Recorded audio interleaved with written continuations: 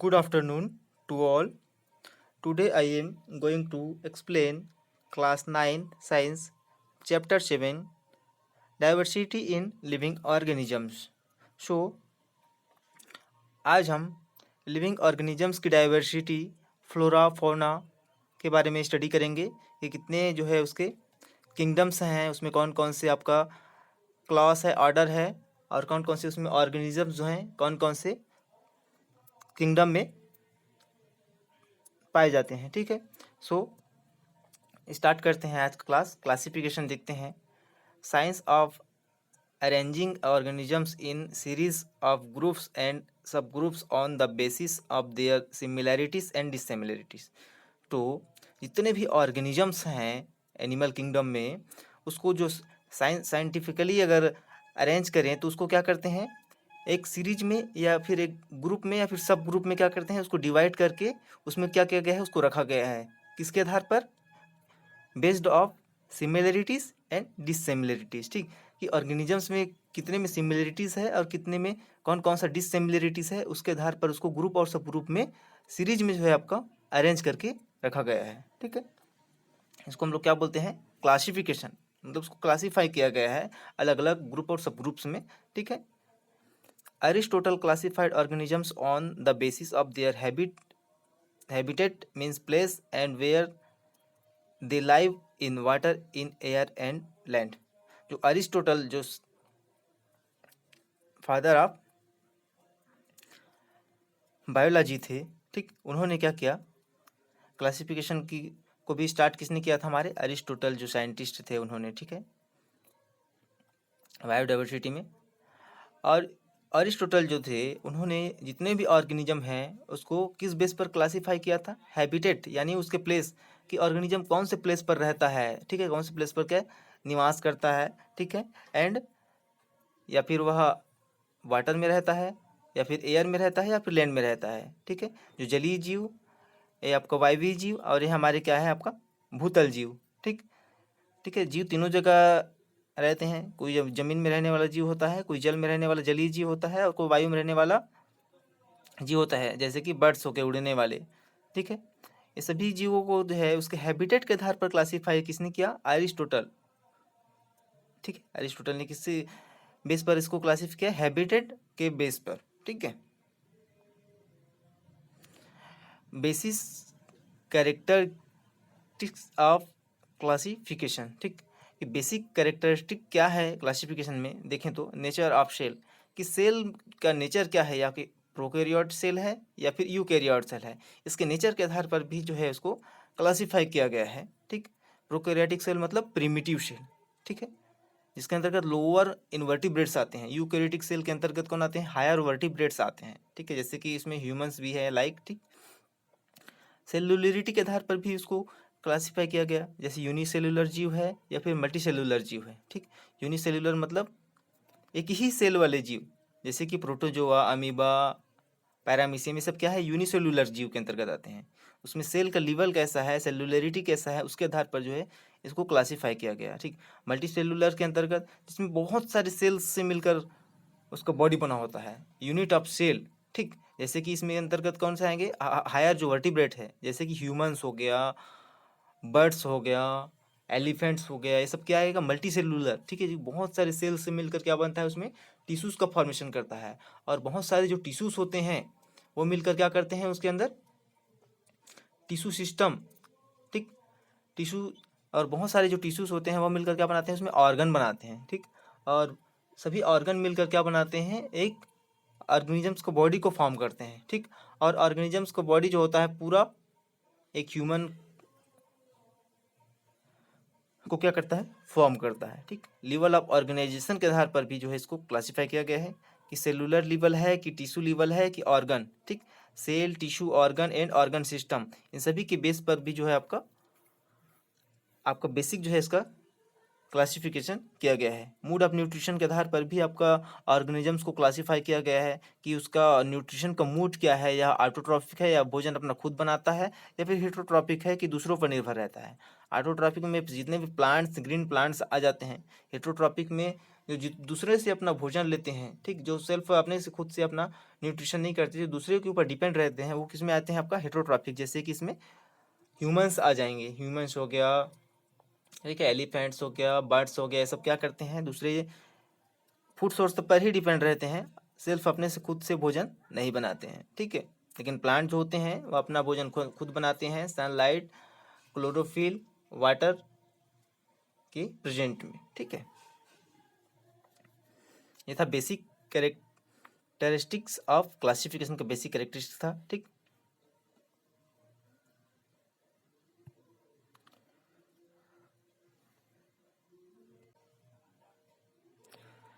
Classification of evolution देखें तो classification and evolution में बेसिक डिफरेंसेस क्या हैं, ठीक है। क्लासिफिकेशन मतलब जीवों को उसके ग्रुप, सब ग्रुप्स या फिर किंगडम में डिवाइड करके क्या उसको अरेंज करके क्या करना, उसको डिवाइड करके उसको अरेंजमेंट करना, ठीक है। लेकिन इवोल्यूशन क्या होता है, जो उसमें चेंजेस आते हैं, ठीक, जनरेशन टू जनरेशन क्या उसमें चेंजेस आते हैं, क्या उसमें मॉडिफिकेशन होता है, ठीक है, new organisms, new life species का फॉर्म होता है, दैट इज द इवोल्यूशन, ठीक। या इनहेरिटेंसली भी होता है और नॉन इनहेरिटेंसली भी होता है, ठीक है। तो देखते हैं classification and evolution. Time is the key factor which help the development and complex organisms form to simple one. जो सिंपल ऑर्गेनिजम्स होता है उसको कुछ फैक्टर्स की हेल्प से डेवलपमेंट होकर कॉम्प्लेक्स ऑर्गेनिज्म में किस प्रकार से फॉर्म करता है या फिर बदलता है, ठीक है, दैट इज अ इवोल्यूशन।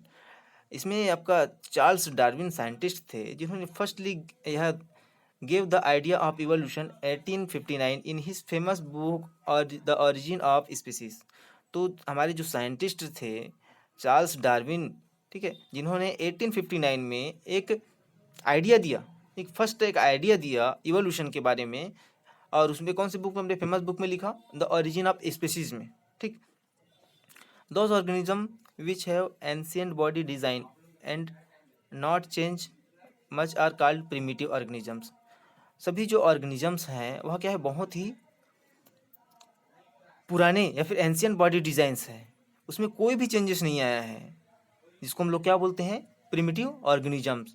मतलब उसके बॉडी में कोई भी मॉडिफिकेशन नहीं हुआ है, जैसा ऑर्गेनिज्म था वैसा ही है, जिसको हम लोग प्रिमिटिव ऑर्गेनिजम्स भी बोलते हैं, ठीक है। Those who acquired certain species special characters during the time period of known as advanced higher organisms, ठीक। कुछ स्पेशल कैरेक्टर्स होते हैं, एक्वायर्ड कैरेक्टर होते हैं, ठीक है, कुछ टाइम पीरियड के दौरान, जिसको हम लोग क्या बोलते हैं, एडवांस्ड या फिर हायर ऑर्गेनिजम्स बोलते हैं, ठीक। क्योंकि उसमें जो एक्वायर्ड कैरेक्टर हैं उसके डेवलपमेंट के दौरान उस टाइम पीरियड में क्या होते हैं, देखे जाते हैं, ठीक है। जितने भी हायर ऑर्गेनिजम्स में हैं एडवांस कैरेक्टर देखे जाते हैं, ठीक है, जो कि एक्वायर्ड होते हैं, जो कि उसमें उपार्जित होते हैं, ठीक है, एक स्पेशल कैरेक्टर, ठीक। बायोडाइवर्सिटी क्या होता है, तो बेसिकली अगर बायोडाइवर्सिटी की बात करें, ठीक, जिसमें क्या होता है, जीवों में विविधता, ठीक, कि जीव में किस विविध विविध प्रकार के जीव पाए गए हैं और उसका फूड अलग है, उसका हाउस अलग है, ठीक है, उसका हैबिटाट सभी चीज़ अलग है, उसके आधार पर उसका शेप साइज सभी चीज़ अलग है, उस बेस पर उसको क्या किया गया है, जीवों का एक विविधता या फिर बायोडाइवर्सिटी बोला गया है, ठीक है, कि जीव जो हैं सभी एक समान नहीं है, ठीक है, उसमें सिमिलरिटी भी है, डिसिमिलरिटी भी है, उसके बेस पर क्या किया गया है, उसको क्लासीफाई किया गया है। Biodiversity is the terms used for the various form of life found in a given area. तो बायोडाइवर्सिटी का यूज, जो टर्म है उसका यूज जो है आपका विभिन्न जो लाइफ फॉर्म है उसको एक दिया गया एरिया में पाए जाने के आधार पर ही जो है उसको डाइवर्सिटी में डिवाइड किया गया है। This life form depend on each other and on the environment and result in a stable community. तो जितने भी आपका लाइफ फॉर्म है वह क्या एक दूसरे पर डिपेंड है, ठीक है, इन्वायरमेंट में क्या एक दूसरे पर डिपेंड है, उसका परिणाम स्वरूप जी ही जो है वह स्टेबल है, कि एक कम्युनिटी में क्या है, स्टेबल है। Human also is the part of the biodiversity. Human भी क्या है, एक पार्ट है बायोडाइवर्सिटी का, ठीक है, जिसका भी एक निश्चित प्लेस है और इसका निश्चित क्या है, एक पर्टिकुलर फूड है, हैबिटैट है, उसके आधार पर ही जो है उसको बायोडाइवर्सिटी में क्लासीफाई किया गया है। It is estimated that there is about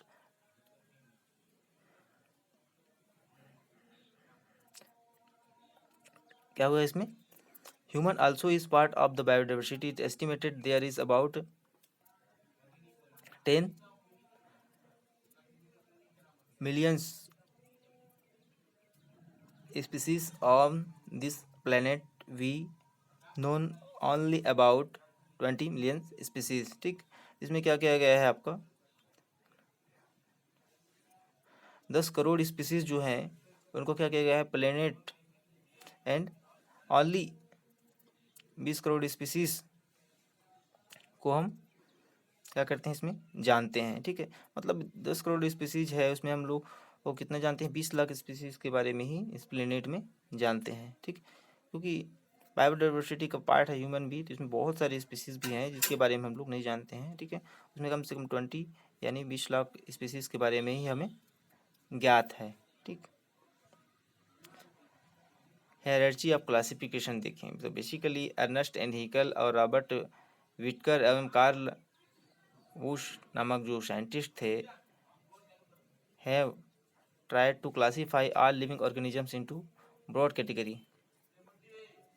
Ernest Haeckel और रॉबर्ट हिटकर ने यह क्लासीफाई करने के लिए सभी ऑर्गेनिजम्स जो है आपका क्लासीफाई करने के लिए क्या कि एक ब्रॉड कैटेगरी में डिवाइड किया गया।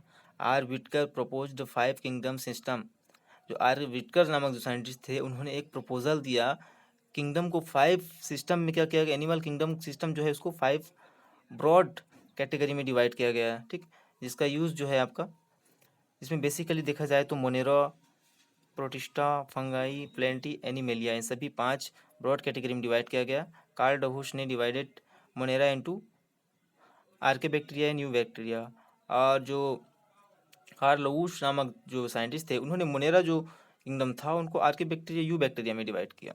ठीक, ये क्या है आपका हायरार्ची ऑफ क्लासिफिकेशन। हायरार्ची के आधार पर क्लासिफिकेशन किस प्रकार से किया गया, इसको पूरा जो है आपका यहाँ पे प्रेजेंट किया गया है। ठीक है, इसका एक एक करके हम नेक्स्ट क्लास में अच्छे से इसको डिस्कस करेंगे। ठीक है, ओके, थैंक यू।